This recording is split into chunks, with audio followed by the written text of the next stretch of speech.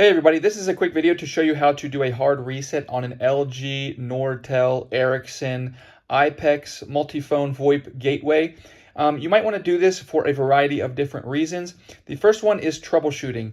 If this gateway keeps hanging up, or if it's not connecting at all, or if you're having sound issues, or if it continues to crash, any kind of connectivity or functionality issues can very often be fixed with a hard reset. Just keeping in mind, you will need to set everything back up because this will restore the factory defaults. Which brings me to the second reason you might want to do this. If you're setting this up in a new location on a new phone network, etc., we can go ahead and start fresh by doing a hard reset. All you're going to need is a paper clip or a pin or something. Just make sure it's not too sharp to damage the device.